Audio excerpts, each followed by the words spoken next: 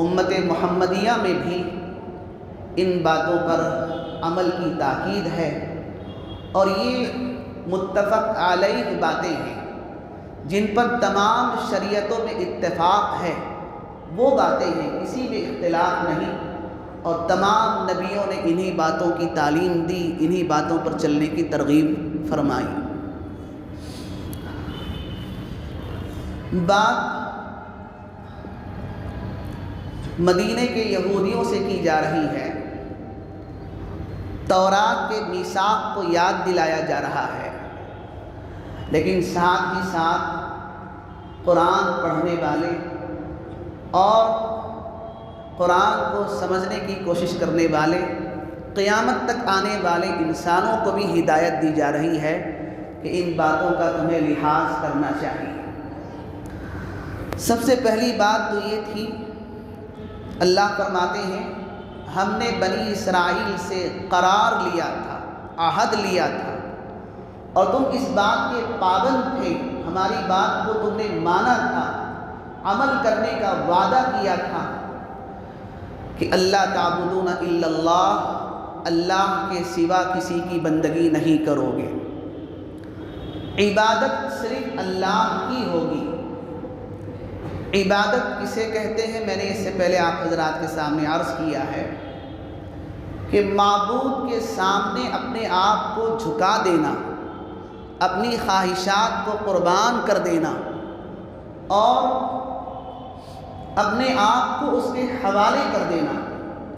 معبود کا جب کوئی حکم آتا ہے چوں چرا کے بغیر قبول کر لینا، یہ عبادت ہے۔ اللہ کے علاوہ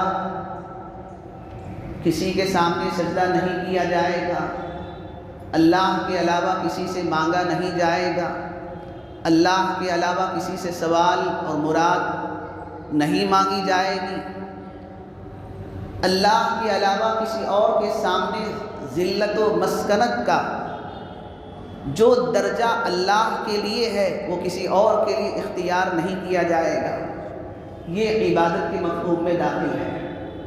تو اللہ تبارک و تعالیٰ فرماتے ہیں ہم نے عہد لیا تھا اس بات کا کہ تم اللہ ہی کی بندگی کرو گے، وَبِالْوَالِدَيْنِ إِحْسَانًا، اور والدین کے ساتھ حسن سلوک کرو گے۔ اللہ تبارک و تعالیٰ نے قرآن پاک کی بہت ساری آیتوں میں اپنی بندگی کے بعد ماں باپ کے حق کا تذکرہ فرمایا ہے۔ اپنی عبادت کے بعد سب سے اولیت، سب سے پہلا درجہ جن کے ساتھ حسن سلوک کیا جانا چاہیے وہ ماں باپ ہیں۔ ہمارے اطراف بہت سے لوگ ہوتے ہیں، معاشرے میں کوئی فرد تنہا نہیں رہ سکتا، ہمارے اطراف دوست ہوتے ہیں، پڑوسی ہوتے ہیں، ملنے جلنے والے ہوتے ہیں، استاد ہے تو شاگرد ہوتے ہیں، شاگرد ہے تو استاد ہوتے ہیں، باپ ہے تو بیٹا ہوتا ہے، بیٹا ہے تو باپ، میاں ہے تو بیوی، تو ہر فرد معاشرے کا ایک دوسرے سے جڑا ہوا ہوتا ہے۔ اللہ تبارک و تعالیٰ فرماتے ہیں کہ بندوں کے درمیان تمہارا جو تعلق ہے ان بندوں میں سب سے زیادہ حق ماں باپ کا ہے کہ تم ان کے ساتھ اچھا سلوک کرو، اچھا برتاؤ کرو۔ ماں باپ انسان کے وجود میں آنے کا ذریعہ ہے، اور ماں باپ بچے کی پرورش کا ذریعہ ہے۔ انسان سب سے زیادہ بچپن میں ماں باپ سے ہی لگا ہوا رہتا ہے، اور انہی سے اس کی ضرورتیں پوری ہوتی ہیں۔ سرکار دو عالم صلی اللہ علیہ وسلم نے ترتیب بیان فرمائی۔ ایک حدیث میں ہے کہ ایک صحابی آئے اور پوچھنے لگے اے اللہ کے نبی، میں سب سے زیادہ اچھا سلوک کس کے ساتھ کروں؟ حضور نے فرمایا ماں کے ساتھ۔ انہوں نے پھر پوچھا اے اللہ کے نبی، میرے حسن سلوک کا سب سے زیادہ حقدار کون ہے؟ رسول اللہ صلی اللہ علیہ وسلم نے فرمایا تمہاری ماں۔ انہوں نے پھر پوچھا کہ میں سب سے زیادہ اچھا سلوک کس کے ساتھ کروں؟ حضور صلی اللہ علیہ وسلم نے پھر فرمایا ماں کے ساتھ۔ 3 مرتبہ رسول اللہ صلی اللہ علیہ وسلم نے ماں کا تذکرہ فرمایا، اور پھر جب انہوں نے 4تھی مرتبہ پوچھا تو اللہ کے رسول صلی اللہ علیہ وسلم نے فرمایا والد کے ساتھ اچھا سلوک کرو۔ شریعت میں پھر ترتیب رکھی گئی، ثم الاقرب فالاقرب، پھر رشتہ داروں میں جو زیادہ قریب ہے، قریبی رشتہ داری ہے، ان کے ساتھ تمہارا حسن سلوک اچھا ہونا چاہیے، اچھا برتاؤ ہونا چاہیے۔ 3 مرتبہ کیوں ماں کا تذکرہ کیا گیا؟ ماں نرم مزاج ہوتی ہے، بچے ماں سے بہت زیادہ بے تکلف ہوتے ہیں، کہیں بے تکلفی میں ماں کا حق ضائع نہ ہو جائے، اولاد ماں کو ہلکا نہ سمجھے، اس لیے رسول اللہ صلی اللہ علیہ وسلم نے 3 مرتبہ ماں کا تذکرہ فرمایا۔ اور پھر وجہ یہ بھی ہے کہ ماں جس طرح بچے کی پرورش کرتی ہے اور جتنا اسے پیار دیتی ہے، اس پر اپنی ضرورتیں نچھاور کرتی ہے، وہ کوئی اور فرد نہیں کرتا۔ ماں کی کوکھ میں بچہ پلتا ہے، ولادت کی تکلیف کے ساتھ ہوتی ہے، اور ولادت کے بعد جن مراحل سے ماں گزرتی ہے دنیا کا کوئی فرد نہیں گزرتا۔ دھوپ ہو چھاؤں ہو وہ سینے سے لگائے رکھتی ہے، اپنی تکلیف کو تکلیف نہیں سمجھتی، رات ہو دن ہو، گندا ہو جائے بچہ کوئی اٹھاتا نہیں ہے، قریب نہیں کرتا ہے، ماں ہی ہوتی ہے جو بچے کو پاک و صاف کرتی ہے، پھر لوگ اسے اٹھاتے ہیں، چومتے ہیں، پیار کرتے ہیں۔ تو رسول اللہ صلی اللہ علیہ وسلم نے 3 مرتبہ ماں کا تذکرہ فرمایا، اور باپ کا بھی حق ہے۔ رسول اللہ صلی اللہ علیہ وسلم نے باپ کا تذکرہ فرمایا کہ ماں کے بعد باپ کا، دونوں کا بھی حق ہے۔ ماں کا زیادہ اہتمام اس لیے کرایا گیا تاکہ بچے ماں کی بے تکلفی کا غلط فائدہ نہ اٹھائیں اور اس کو ہلکا نہ سمجھیں، اس لیے 3 مرتبہ ماں کا تذکرہ ہوا، 1 مرتبہ باپ کا تذکرہ فرمایا۔ پھر حضور نے ترتیب بتائی کہ جو رشتہ داری زیادہ قریب کی ہے اس سے زیادہ اچھا سلوک ہونا چاہیے۔ دنیا میں آج ہم دیکھتے ہیں کہ لوگوں کے پاس سب سے بات کرنے کے لیے، سب کے ساتھ ہنستے مسکراتے، سب کے پاس وقت ہے کہ اوروں کے ساتھ بات کریں گے تو ہنستے مسکراتے بات کریں گے، دوسروں کے سامنے اچھا نظر آئیں گے۔ ماں باپ جب بوڑھے ہو جاتے ہیں تو سب سے زیادہ بیزارگی کا اظہار اولاد کرتی ہے، منہ چڑھاتی ہے اور ان کے ساتھ بیزارگی کا اظہار کرتی ہے۔ عجیب تہذیب چل پڑی ہے دنیا کی، ہمارے ملک میں تو نہیں، یورپ کی تہذیب کنٹریوں میں یہ بات ہے، وہاں قانون بنا دیا گیا کہ ماں باپ کی خدمت کے لیے اولاد کو مجبور نہیں کیا جائے گا۔ لوگ سمجھتے ترقی ہو رہی ہے، ماں باپ اولڈ ایج ہوم میں رہتے ہیں، کوئی پوچھنے والا نہیں، کوئی دیکھنے والا نہیں، خدمت گاروں کے حوالے کر دیا گیا کہ انہیں کھلائیں پلائیں، دوا دارو دیکھیں، ہم پیسہ پہنچا دیں گے۔ حد تو یہ ہو جاتی ہے کہ جب اس ماحول میں کسی کا انتقال ہو جاتا ہے تو بچوں کو اطلاع دی جاتی ہے کہ آپ کے والد کا والدہ کا انتقال ہو گیا، تو فون پر بچے یہ گفتگو کرتے ہیں کہ ہم آ نہیں سکتے، ہماری طرف سے آپ جو رسومات کرنی ہے وہ ادا کر دیں، ہم خرچہ ادا کر دیں گے۔ دنیا اس کو ترقی کہتی ہے، لیکن حقیقی ترقی یہ ہے کہ انسان انسان بن جائے، انسان انسان کے درد کو سمجھنے لگے۔ انسان کی حقیقی ترقی یہ ہوگی کہ جب وہ انسان انسان بن جاتا ہے اور دوسروں کو انسان سمجھنے لگتا ہے، تب وہ حقیقی معنی میں اس کی ترقی شمار کی جائے گی۔ ہمارے ملکوں کے اندر بھی اولڈ ایج ہوم بننے لگے ہیں، یتیم خانے ہوا کرتے تھے لیکن آج بڑوں کے لیے گھر بنائے جا رہے ہیں، وہ تہذیب یہاں بھی اپنے قدم جما رہی ہے۔ اللہ اس تہذیب سے پوری امت کی حفاظت فرمائے۔ یہ موقع ہے مسلمانوں کے پاس کہ وہ دنیا کو بتائے کہ اسلام کتنا پاکیزہ مذہب ہے، جو ماں اور باپ کی خدمت اور ان کی عیادت ان کی دعائیں لینے کی ترغیب دیتا ہے، دنیا کے سامنے پیش کر سکے کہ کتنا پیارا، کتنا پاک و صاف مذہب ہے۔ یہ تب ہوگا جب ہم اپنے والدین کی صحیح معنوں میں خدمت کریں گے، اطاعت و فرما برداری کریں گے اور ان کے ساتھ اچھا سلوک کریں گے۔ تو اللہ تبارک و تعالیٰ نے فرمایا، ہم نے بنی اسرائیل سے عہد لیا تھا کہ تم اللہ کے سوا کسی کی بندگی نہیں کرو گے، اور یہ بات کا بھی عہد لیا تھا کہ معاشرے میں سب سے زیادہ حق ماں باپ کا ہے، تم ماں باپ کے ساتھ اچھے طریقے سے پیش آؤ گے، حسن سلوک کرو گے ماں باپ کے ساتھ۔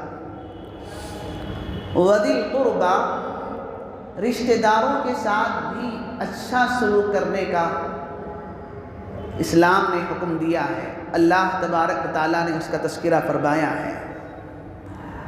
رشتہ داری کل قیامت کے دن جھگڑے گی اور کہے گی کہ اے اللہ، آپ نے مجھے بندوں کے درمیان جوڑے رکھا تھا اور لوگوں نے میرے ساتھ غلط برتاؤ کیا ہے، وہ جھگڑا کرے گی۔ اللہ فرمائیں گے کہ آج میں تیرے ساتھ ہوں، جس سے تو جڑے گی میں اس کے ساتھ ہوں، اور جس سے تو کٹے گی میں آج اس سے دور ہوں۔ تو آپ اندازہ لگائیے کہ رشتوں کا تقدس ہمارے معاشرے سے ختم ہوتا جا رہا ہے۔ باپ کے بعد چاچا کا مرتبہ ہے، چاچا کا لفظ باپ کے بھائی کے لیے استعمال کیا جاتا ہے، ضروری نہیں کہ وہ چھوٹے ہوں، وہ بڑے بھی ہو سکتے ہیں، ہم انہیں تایا کہتے ہیں۔ باپ کے بھائی کو عربی زبان میں عمّ کہا جاتا ہے، چاچا کہا جاتا ہے۔ رسول اللہ صلی اللہ علیہ وسلم کے والد محترم سب سے چھوٹے تھے، عبداللہ، سمجھے؟ تو حضرت حمزہ رضی اللہ عنہ، حضرت عباس رضی اللہ عنہ، چچا۔ تو چاچا کا لفظ باپ کے بھائی کے لیے استعمال کیا جاتا ہے۔ تو بڑوں کے ساتھ اچھا سلوک، رشتہ داروں کے ساتھ ان کی رائے لینا، انہیں فیصلوں میں، گھر کے اہم معاملات میں ان سے مشورہ کرنا، ان کا احترام کرنا۔ حدیث میں رسول اللہ صلی اللہ علیہ وسلم نے فرمایا، فَلَيْسَ مِنَّا مَن لَّمْ يُوَقِّرْ كَبِيرَنَا، وہ ہم میں سے نہیں ہے جو ہمارے بڑوں کا احترام نہ کرے اور ہمارے چھوٹوں پر رحم نہ کرے۔ تو اس لفظ میں بہت ساری نصیحتیں ہیں۔ آج رشتہ داری رسمن ہو گئی ہے، یہ لوگ صرف شادی بیاہ کے موقع پر جڑتے ہیں، دلوں میں نفرتیں ہیں، عداوتیں ہیں، بغض ہے، سینوں کے اندر کدورتیں بھری ہوئی ہیں۔ اللہ تبارک و تعالی ہمیں توفیق عطا فرمائے کہ ہم اپنے رشتہ داروں کے ساتھ اچھا سلوک کریں۔ تو اس بات کا بھی عہد لیا گیا تھا کہ رشتہ داروں کے ساتھ اچھا سلوک کرنا چاہیے۔ والیتامی والمساکین، اور یتیموں کے ساتھ حسن سلوک کی بھی تمہیں تاکید کی گئی تھی، مسکینوں کے ساتھ بھی اچھا سلوک کرنے کا تمہیں حکم دیا گیا تھا۔ یتیم، مسکین یا معاشرے کے اور کمزور طبقات، اللہ نے خصوصاً ان کا تذکرہ فرمایا کہ اگر ان لوگوں کے ساتھ اچھا سلوک نہیں کیا جاتا ہے، یہ لاچار، مجبور، بے بس ہوتے ہیں، اگر ان کے ساتھ ہمدردی نہیں کی جاتی ہے تو ان کا ذہن خراب ہونے لگتا ہے، ان کی سوچ خراب ہونے لگتی ہے، اور پھر یہ عداوت پر، نفرت پر، جرائم پر آگے بڑھنے لگتے ہیں، جرائم کا ارتکاب کرنے لگتے ہیں۔ جس یتیم کے ساتھ اچھا سلوک نہیں کیا جائے گا، یتیم تو چھوٹا بچہ ہوتا ہے جس کے باپ کا سایہ سر سے اٹھ چکا ہے، اگر اس یتیم بچے کے ساتھ محبت نہیں کی جائے گی تو معاشرے سے بغض، معاشرے سے دشمنی اس کے دل میں اتر جاتی ہے، وہ لوگوں کا دشمن بنتا چلا جاتا ہے کہ اسے پیار ملنا چاہیے تھا، محبت ملنی چاہیے تھی، لوگ اس کو دھکا دے رہے ہیں، اس کے ساتھ برا سلوک کر رہے ہیں، تو وہ معاشرے سے دور ہوتا چلا جاتا ہے۔ اور ظاہر ہے کہ اس طرح جو کمزور طبقات کا ہاتھ نہیں پکڑا جائے گا، یتیموں، مسکینوں، ضرورت مندوں کا ہاتھ نہیں تھاما جائے گا، یہ لوگ غلط راستے پر چل پڑیں گے اور پھر جرائم کا ارتکاب معاشرے کے اندر پھیلتا چلا جائے گا۔ تو اللہ تبارک و تعالیٰ نے حکم دیا کہ یتیموں کے ساتھ اچھا سلوک کیا جائے، مسکینوں کے ساتھ اچھا سلوک کیا جائے۔ حضور اکرم صلی اللہ علیہ وسلم نے حدیث پاک میں ارشاد فرمایا کہ یتیم کی پرورش کرنے والا اور میں دونوں قیامت میں اس طرح قریب قریب ہوں گے، جیسے یہ دو انگلیاں ملی ہوئی ہیں، قریب قریب ہیں۔ یتیم کی پرورش کرنے والا میں کل قیامت کے دن جنت میں اس طرح قریب قریب ہوں گے۔ پھر رسول اللہ صلی اللہ علیہ وسلم نے ایک اور حدیث پاک میں ارشاد فرمایا، بہترین گھر وہ ہے جس میں کوئی یتیم ہو اور اس کے ساتھ اچھا سلوک کیا جائے، اور بدترین گھر وہ ہے جس میں کوئی یتیم ہو اور اس کے ساتھ برا سلوک کیا جائے۔ یتیم کے مال کو کھانے سے بچنے کی تاکید کی گئی کہ تم ان کے نگران ہو، ان کے سرپرست ہو، ان کو کھلانے پلانے کی ذمہ داری تمہاری ہے۔ اگر یتیم کا مال ہے تو تم ہاتھ نہیں ڈال سکتے، اس کا مال چھین نہیں سکتے۔ قرآن مجید میں فرمایا گیا، الذین یأکلون اموال الیتامی ظلما انما یأکلون فی بطونہم نارا، جو لوگ ناحق یتیموں کا مال کھاتے ہیں وہ مال نہیں کھا رہے بلکہ جہنم کے انگارے اپنے پیٹ میں ڈال رہے ہیں۔ تو یتیم کے ساتھ اچھا سلوک کرنے کی تاکید اللہ تبارک و تعالیٰ نے فرمائی۔ ضرورت مندوں کے ساتھ، مسکین کہتے ہیں ایسا شخص جو اپنی ضرورتوں کے لیے دوسروں کا محتاج ہو، جس کے پاس کوئی سامان نہ ہو، ضرورت پوری کرنے کے لیے کوئی سہارا نہ ہو، کوئی پیسہ نہ ہو، ایسا شخص مسکین کہلاتا ہے۔ بے شمار آیتوں میں اللہ تبارک و تعالیٰ نے تاکید فرمائی ہے کہ مسکینوں کے ساتھ بھی اچھا سلوک کیا جائے۔ قرآن مجید میں ایک اور جگہ فرمایا گیا، وَفِي أَمْوَالِهِمْ حَقٌّ لِلسَّائِلِ وَالْمَحْرُومِ، مالداروں کے پیسوں میں پوچھنے والوں کا بھی حق ہے، نہ پوچھنے والوں کا بھی حق ہے۔ یعنی جو پوچھ کر اپنی ضرورت پوری کر لیتا ہے اس کو بھی دینا چاہیے، اور جو پوچھتا نہیں ہے، مارے شرم کے سوال نہیں کرتا ہے، اے مالداروں تمہاری ذمہ داری ہے کہ تم ضرورت مند کو سمجھ کر اس کی ضرورت پوری کرنے کی کوشش کرو۔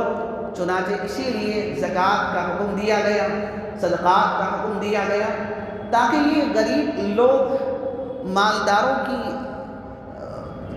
امداد کی بدولت، نصرت کی بدولت وہ اپنی ضرورتیں پوری کر سکیں اور ان کے اندر برائیاں پیدا نہ ہو سکیں، جرائم پیدا نہ ہو سکیں جو معاشرے کے لیے تباہ کن ثابت ہوتے ہیں اور تباہی بربادی کا ذریعہ بنتے ہیں۔ وَقُولُوا لِلنَّاسِ حُسْنًا، آگے اللہ نے فرمایا یہ معاشرت کے آداب ہیں، ایک انسان کو کس طرح جینا چاہیے کہ اللہ کی بندگی کرے، ماں باپ کے ساتھ اچھا سلوک کرے، یتیموں مسکینوں رشتہ داروں کے ساتھ اچھی طرح پیش آئے اور لوگوں سے بات کرے۔ تو تم لوگوں سے بات کرو، اچھی بات کرو۔ وَقُولُوا لِلنَّاسِ حُسْنًا، 3 لفظ ہیں وَقُولُوا لِلنَّاسِ حُسْنًا، اور قرآن کا اعجاز دیکھیے، ہر اچھی بات اس میں داخل ہے اور ہر بری بات سے رکنے کا حکم اس میں دیا گیا ہے۔ آپ کسی کو ایک اچھا مشورہ دیتے ہیں، وَقُولُوا لِلنَّاسِ حُسْنًا، لوگوں سے اچھی بات کرو، اس میں داخل ہے۔ آپ لوگوں سے پیار سے بات کرتے ہیں، نرمی سے بات کرتے ہیں، تو اس لفظ میں وہ بھی داخل ہے وَقُولُوا لِلنَّاسِ حُسْنًا، کہ تم لوگوں سے نرمی سے بات کرو۔ آپ کسی راہ چلتے انسان کو راستہ بتاتے ہیں، وَقُولُوا لِلنَّاسِ حُسْنًا میں داخل ہے۔ آپ کسی کو کسی غلطی سے بچاتے ہیں، وَقُولُوا لِلنَّاسِ حُسْنًا میں داخل ہے۔ لفظ مختصر ہے یہ، اس میں تمام خوبیاں جامع ہیں، شامل ہو جاتی ہیں۔ اللہ کرے کہ یہ مزاج ہمارے اندر پیدا ہو جائے کہ ہماری زبان سے اچھے الفاظ نکلے، اچھا طرز تکلم ہمارے اندر پیدا ہو جائے، ہم لوگوں کو تکلیف دینے والی باتیں اپنی زبانوں سے نہ نکالیں۔ وَقُولُوا لِلنَّاسِ، یہاں ایمان والوں سے نہیں بلکہ انسانوں سے کہا جا رہا ہے، لوگوں سے کہا جا رہا ہے، جس میں سب داخل ہیں، ایمان والا غیر ایمان والا سب داخل ہیں۔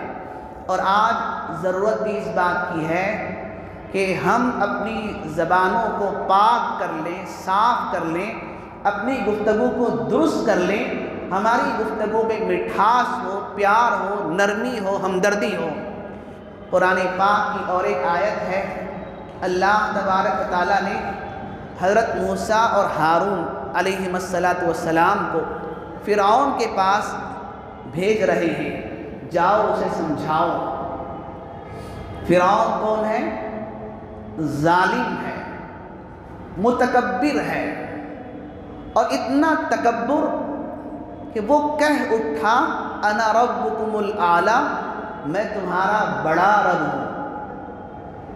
تو دشمن، اللہ کا دشمن، انسانوں کا دشمن، مظلوموں کا خون چوس رہا ہے، ظلم بربریت پھیلی ہوئی ہے، اس ظالم جابر بادشاہ سے گفتگو کرنے کے لیے اللہ تبارک و تعالیٰ وقت کے پیغمبروں کو یہ حکم دے رہا ہے، جاؤ اسے سمجھاؤ، فَقُولَا لَهُ قَوْلًا لَيِّنًا، اس سے نرم گفتگو کرنا، اس سے میٹھی گفتگو کرنا، درد بھرے انداز میں گفتگو کرنا۔ رسول اللہ صلی اللہ علیہ وسلم کی شان اللہ نے یوں بیان فرمائی، فَبِمَا رَحْمَةٍ مِّنَ اللَّهِ لِنْتَ لَهُمْ، یہ اللہ کی رحمت ہے اور اس کا کرشمہ ہے کہ آپ نرم دل ہیں، نرم خو ہیں۔ وَلَوْ كُنْتَ فَظًّا غَلِيظَ الْقَلْبِ، اگر آپ سخت بولنے والے ہوتے، سخت گو ہوتے، سخت دل ہوتے۔ یہ جو صحابہ جو آپ کے اطراف ہمیشہ جڑے رہتے ہیں، انسانوں کا مجمع آپ کے پیچھے لگا ہوا رہتا ہے، اگر آپ سخت دل ہوتے تو یہ آپ کے قریب نہ آتے۔ رسول اللہ صلی اللہ علیہ وسلم کی خوبی بیان فرمائی گئی کہ حضور اکرم صلی اللہ علیہ وسلم نرم مزاج۔ تو گفتگو کا سلیقہ آج ہمارے معاشرے سے ختم ہو گیا ہے، ہماری زبان سے تلخ گفتگو، کڑوی کسیلی باتیں اور لوگوں کو ایذا پہنچانے والی باتیں ہماری زبانوں سے نکلتی ہیں۔ اس میں یہ داخل ہے کہ آپ کسی کا مذاق نہ اڑائیں، کسی کی غیبت نہ کریں، کسی کی چغلی نہ کریں، جھوٹ نہ بولیں، یہ تمام باتیں اس میں شامل ہو جاتی ہیں۔ وَقُولُوا لِلنَّاسِ حُسْنًا، کہ لوگوں سے بات کرو تو اچھی گفتگو کرو۔ اللہ ہم سب کو، پوری امت کو توفیق عطا فرمائے کہ ہم بات کریں تو ہماری زبان میں مٹھاس پیدا ہو، لوگ ہم سے قریب ہونے لگیں۔ ایک اور بات یاد آ رہی ہے، مسلمانوں کی نے مکہ مکرمہ میں زندگی گزارتے ہوئے تکلیفیں برداشت کی، مصیبتیں برداشت کی۔ رسول اللہ صلی اللہ علیہ وسلم نے حضرات صحابہ کرام کو مشورہ دیا کہ جہاں اللہ کا نام آسانی سے لیا جا سکے اور سکون سے اللہ کو یاد کیا جا سکے، آپ چلے جائیں۔ چنانچہ مسلمانوں نے حبشہ کی ہجرت کی، ایک جماعت پہنچی، اللہ کی طرف سے امن سلامتی میں سکون عافیت کے ساتھ رہنے لگی۔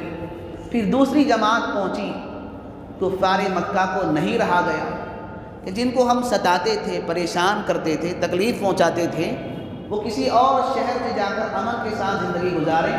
انہوں نے ایک وقت تیار کر کے حبشہ کے بادشاہ کے پاس بھیجا کہ ہمارے کچھ غلام بھاگ کر آپ کے شہر میں آ گئے، آپ کے ملک میں آ گئے ہیں، ان غلاموں کو ہمارے حوالے کر دیا جائے۔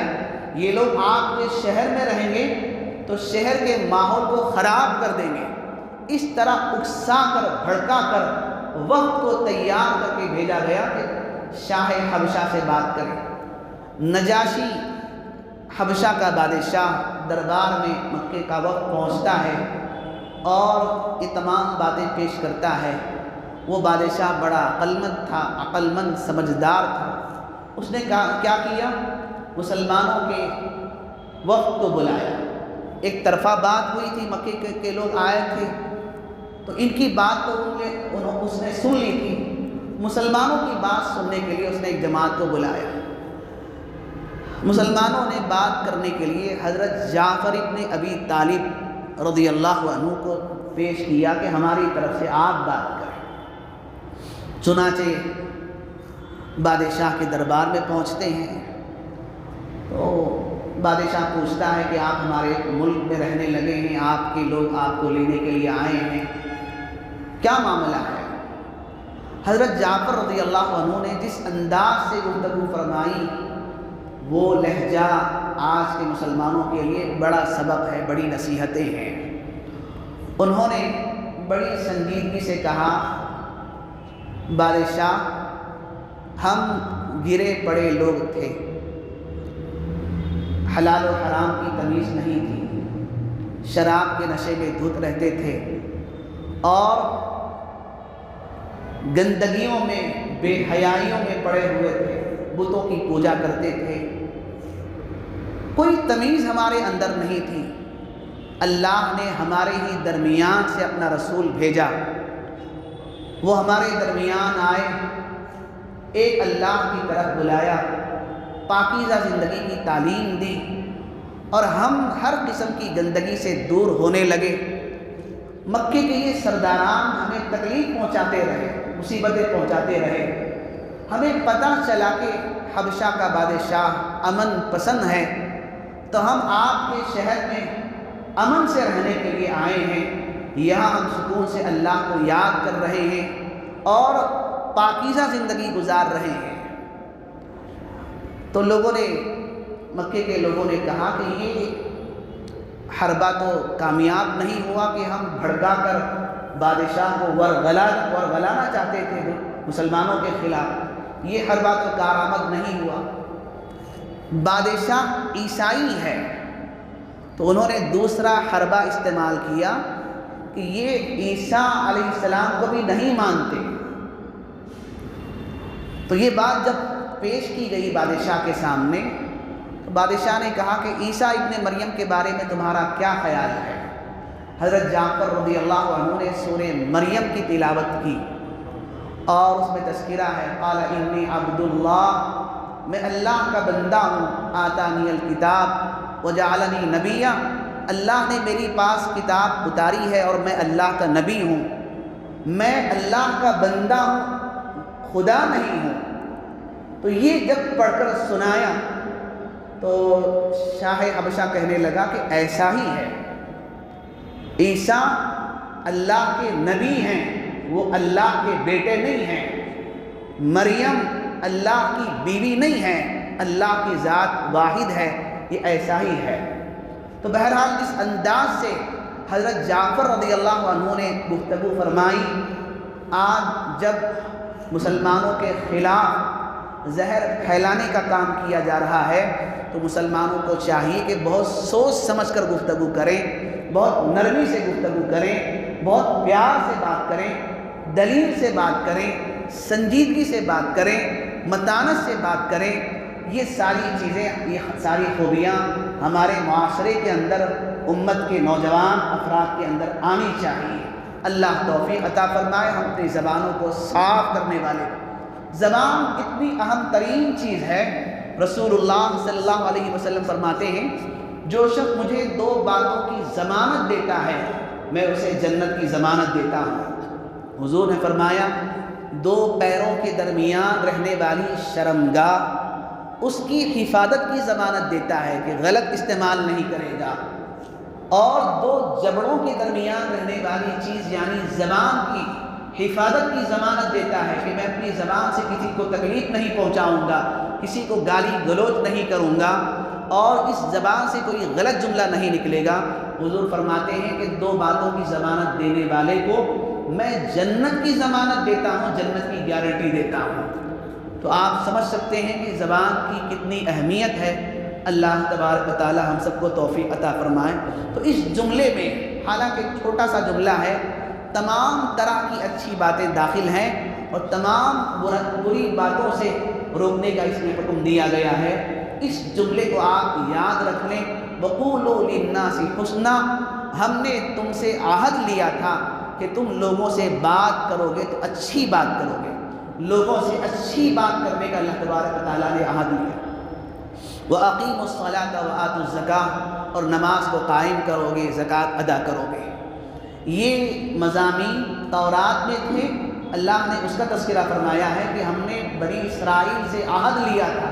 تو اس سے پتہ چلتا ہے کہ پچھلی امتوں میں بھی نماز کا حکم تھا، پچھلی امتوں میں بھی زکوٰۃ کا حکم تھا۔ تورات میں بھی نماز کا حکم تھا، تورات میں بھی زکوٰۃ کا حکم تھا۔ یہ صرف اس امت کے لیے حکم نہیں دیا جا رہا ہے نماز کا، زکوٰۃ کا، پچھلی شریعتوں میں بھی نماز اور زکوٰۃ کا حکم تھا۔ نوعیت الگ تھی، انداز الگ تھا، طریقہ الگ تھا، لیکن نماز پچھلی امتوں میں بھی تھی، زکوٰۃ پچھلی امتوں میں بھی تھی۔ اللہ نے اس امت میں بھی یہ تمام باتیں ذکر کی جا رہی ہیں، ان باتوں پر عمل کرنے کی اللہ تبارک و تعالیٰ نے ہدایت دی ہے۔ ثم تولیتم الا قلیلا منکم وانتم معرضون، اللہ فرماتے ہیں پھر تم پھر گئے اس قول و قرار کے بعد، الا قلیلا منکم، کچھ لوگ تھے گنے چنے جو اس وعدے پر، میثاق پر، قرار پر پابند تھے۔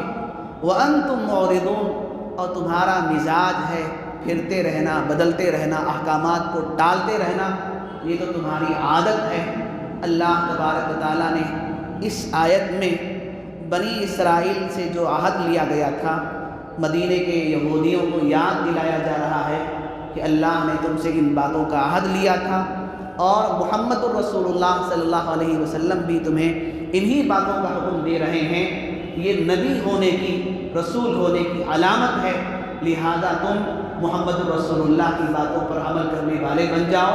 اور ساتھ ہی پوری انسانیت کو ہدایت دی جا رہی ہے کہ ان باتوں کا لحاظ تمہارے معاشرے کے اندر، تمہاری زندگیوں کے اندر آنا چاہیے۔ اللہ تبارک و تعالیٰ مجھے، آپ کو، پوری امت کو عمل کی توفیق نصیب فرمائے۔ یہ میں نے عرض کیا کہ تمام شریعتوں میں ان باتوں کا حکم دیا گیا تھا، اور تمام شریعتوں کا خلاصہ تھا۔ اللہ تبارک و تعالیٰ ان باتوں کو یاد رکھنے، عمل کرنے اور اپنی زندگیوں کو بدلنے کی ہم سب کو توفیق عطا فرمائے۔